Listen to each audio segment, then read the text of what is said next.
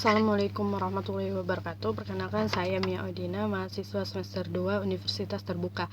Di sini saya akan menjawab tutorial tugas 1 dari mata kuliah Perkembangan Peserta Didik Program Studi PGSD. Pertanyaan yang pertama yaitu apa itu pertumbuhan, apa itu perkembangan, dan apa perbedaan yang mendasar dari keduanya. Pada dasarnya pertumbuhan dan perkembangan merupakan bagian dari perubahan-perubahan yang terjadi pada diri seseorang. Namun secara lebih spesifik, pertumbuhan ialah perubahan yang terjadi pada setiap diri manusia, terutama berkaitan dengan fisiknya. Sedangkan perkembangan adalah perubahan yang terjadi pada setiap manusia, terutama berkaitan dengan perilaku manusia itu sendiri. Melalui uraian singkat tadi dapat dikatakan bahwa perbedaan yang mendasar dari pertumbuhan dan perkembangan ini terletak pada aspek yang berubah ketika terjadi pertumbuhan dan perkembangan itu sendiri. Dalam proses pertumbuhan, perubahan fisik terjadi dalam kecepatan menetap berlangsung selama masa-masa kanak-kanak, kemudian kecepatan menurun dan menjadi pesat kenaikannya pada masa remaja, selanjutnya pertumbuhan tersebut terhenti. Sementara pada proses perkembangan, perubahan perilaku dan kemampuan seseorang berlangsung sejak masa konsepsi hingga akhir hayat orang tersebut. Pertumbuhan dan perkembangan ini mencakup beberapa fase. Yang pertama yaitu fase bayi dan kanak-kanak, di mana kondisi mereka masih lemah karena masih bayi serta tidak ada implikasi perbuatan pada saat masa ini. Terus yang kedua yaitu fase balik, di mana fase ini seseorang menjadi kuat dan memasuki usia dewasa. Pada masa ini terjadi perubahan yang mendasar dalam kehidupan dan menjadi fase puncak kekuatan fisik manusia. Yang ketiga yaitu fase usia lanjut. Ketika memasuki fase ini, kekuatan fisik seseorang menurun dan tidak berdaya. Secara psikologis dapat ditandai dengan mulai tidak berfungsinya psikis seperti sudah mulai pikun, sedangkan secara biologis ditandai dengan semakin lemahnya kondisi tubuh dari orang tersebut.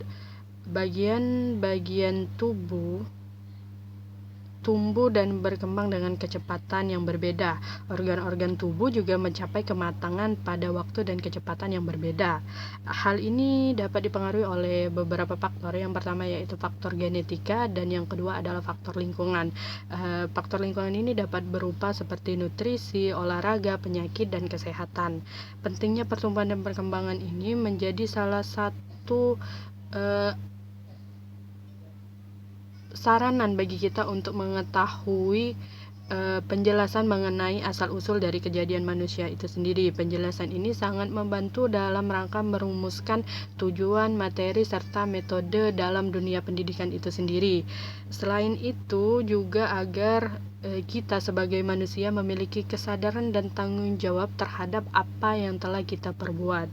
Yang harus kita sadari dan tidak bisa kita hindari bahwa pertumbuhan dan perkembangan merupakan suatu hal yang pasti dialami oleh setiap manusia, baik itu perubahan fisik, biologis maupun pertumbuhan dan perkembangan secara mental. Baiklah, soal yang kedua yaitu penjelasan dari prinsip dasar yang dikemukakan oleh Carol Gatwick. Yang pertama yaitu hukum tempo perkembangan. Perkembangan pada suatu tahap merupakan landasan bagi perkembangan berikutnya. Suatu perkembangan tidak mungkin terjadi berkesinambungan dengan baik bila anak didorong untuk melampaui atau secara tergesa-gesa menjalani tahap-tahap awal. Anak harus diberi waktu sesuai dengan yang mereka butuhkan sebelum berlanjut ke tahap berikutnya. Setiap anak mengalami tempo perkembangan yang berbeda-beda. Tempo perkembangan anak dikategorikan menjadi 3. Yang pertama yaitu cepat, yang kedua lambat, dan sedang. Tapi tempo perkembangan tidak dapat menentukan kesuksesan atau keberhasilan setiap anak. Hal ini dikarenakan setiap individu memiliki karakteristik yang berbeda-beda dan memiliki karakteristik mereka sendiri. Yang kedua yaitu hukum masa peka. Dalam perkembangan terdapat waktu-waktu yang optimal.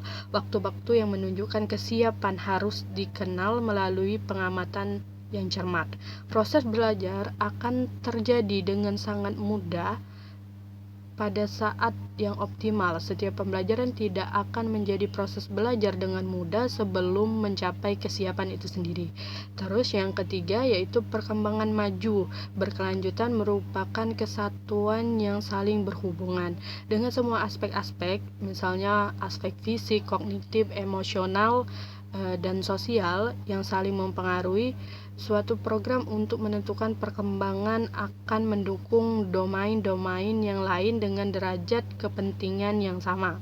Semua pengalaman belajar dikenal sebagai peluang-peluang yang berintegrasi untuk pertumbuhan dan bukan merupakan keterampilan yang terpisah-pisah. Yang keempat, atau prinsip yang keempat, yaitu setiap individu berkembang sesuai dengan waktunya masing-masing. Salah satu yang tidak mungkin dan berbahaya bila kita membandingkan individu-individu ditinjau dari segi umurnya.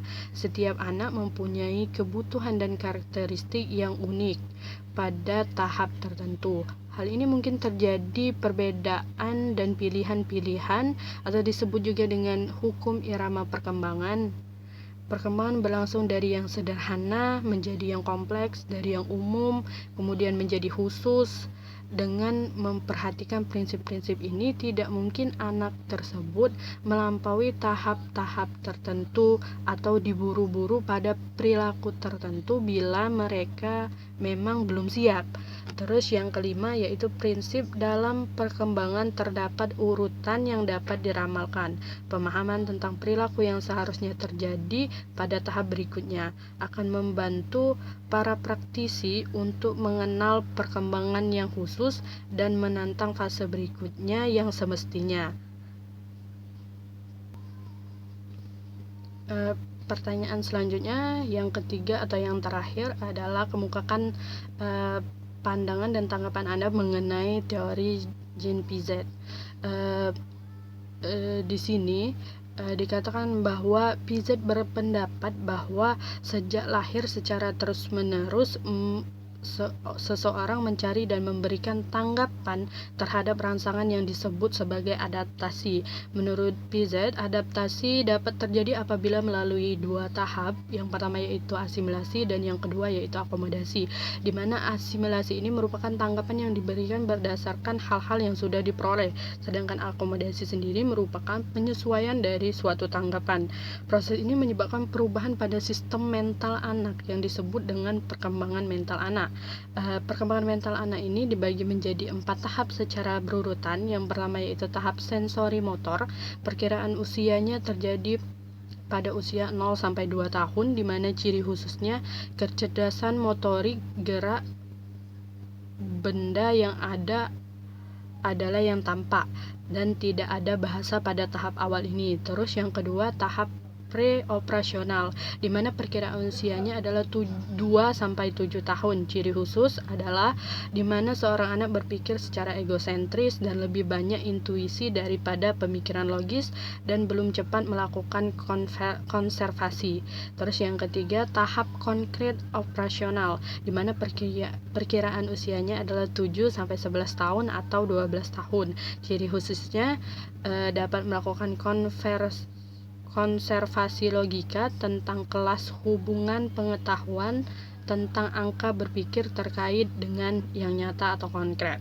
Terus yang keempat atau tahap yang terakhir adalah tahap formal operasional, di mana perkiraan usianya adalah 7 sampai 11 tahun atau 12 tahun atau 14 tahun atau 15 tahun. Ciri khususnya pemikiran anak tersebut sudah lengkap, pemikirannya juga proporsional, kemampuan untuk mengatasi hipotesis, perkembangan idealisme yang kuat. Berdasarkan uraian singkat dari pendapat Piaget mengenai perkembangan mental anak ini, sejalan dengan prinsip-prinsip yang berkembang menurut beberapa ahli, di mana Piaget mengemukakan bahwa perkembangan anak-anak pada dasarnya berbeda dengan pemikiran orang dewasa, dan hal tersebut memang benar, dan jenis logika anak-anak ini berubah seiring dengan bertambahnya usia. Dengan kata lain, anak-anak mempunyai tahap pemahaman yang berbeda pada usia yang berbeda pula. Memang benar pendapat pada teori perkembangan perkembangan ini bahwa seluruh anak melewati tahap-tahap yang sama secara berurutan, namun berbeda dengan ciri-ciri khusus yang dikemukakan oleh VZ pada tahap perkembangan mental anak ini tidaklah mutlak, karena bisa saja seseorang anak memiliki perkembangan serta pemahaman yang lebih pada setiap tahap yang dikemukakan oleh VZ ini. Hal ini sangat mungkin terjadi karena banyaknya faktor yang mempengaruhi pertumbuhan dan perkembangan itu sendiri. Misalnya, yang berkaitan dengan anak itu sendiri, di mana mereka mempunyai tanggapan yang berbeda terhadap suatu benda atau kejadian. Tidak hanya itu, kegiatan yang mereka lakukan juga mempengaruhi perkembangan seorang anak. Di samping itu juga seperti yang dijelaskan pada soal nomor 1 tadi, bahwa ada beberapa faktor dan banyak faktor yang mempengaruhi pertumbuhan dan perkembangan itu sendiri, seperti faktor genetik atau faktor lingkungan, bisa berupa nutrisi, olahraga, atau kesehatan dari seorang anak itu tersebut. Baiklah, itu saja jawaban saya mengenai tugas tutorial 1 yang terdiri dari 3 soal. Saya akhiri dengan wassalamualaikum warahmatullahi wabarakatuh.